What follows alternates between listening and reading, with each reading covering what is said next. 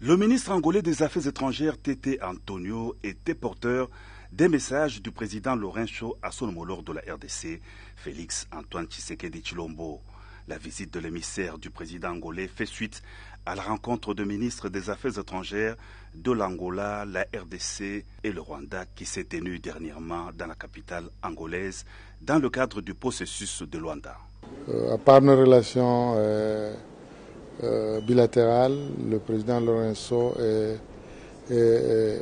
assume la médiation pour la recherche d'une solution au conflit à l'est de la République démocratique du Congo.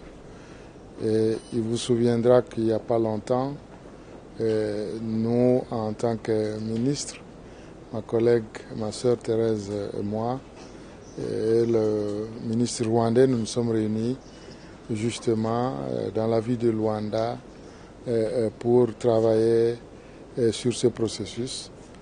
Et comme vous savez, tout processus a des niveaux. Et il faudrait bien qu'après avoir travaillé entre nous, que les choses montent jusqu'à notre hiérarchie. Je ne connais pas le contenu du message, mais selon les discussions que nous avons eues avec son Excellence, le président de la République, qui a bien voulu nous recevoir et que nous remercions, les travaux que nous avons, que nous sommes, parce qu'on n'a pas encore fini, en train de faire avec ma collègue, ici de la RDC, y compris notre collègue, le ministre du Rwandais, donc partant de la réunion de Luanda, ont été abordés pendant cette audience que le président de la République a bien voulu nous accorder. Je n'irai pas dans des détails, et je n'irai pas dans des détails comme vous le comprenez. Une occasion pour le ministre angolais des Affaires étrangères. Placée sous l'autorité directe du président de la République, l'inspection générale des finances poursuit sans emparer sa lutte acharnée contre les antivaleurs, notamment le détournement des deniers publics et la corruption.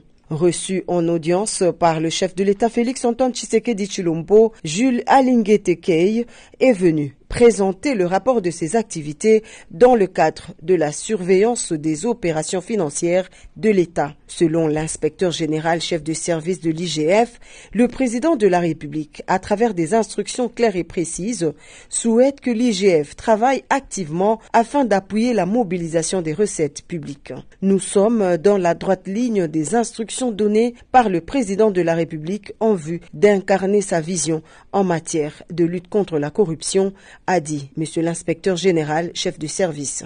De son côté, le directeur général de l'autorité de régulation de la sous-traitance dans le secteur privé, Miguel Cachal-Katembe, également reçu dans la même soirée de ce mercredi par le chef de l'État Félix Antoine Tshisekedi Tshilombo, devrait pour sa part mobiliser toutes les sociétés sous-traitantes à travers une sensibilisation afin de s'acquitter de leurs devoirs fiscaux, en vue de permettre à l'État congolais de mobiliser les moyens de sa politique.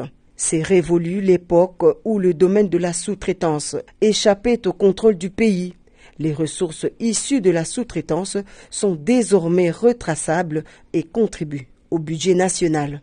Le DG de l'ARSP a promis au chef de l'État de faire de la sous-traitance le moteur du développement du pays, mais surtout un domaine respecté qui contribue efficacement à l'économie de la République démocratique du Congo.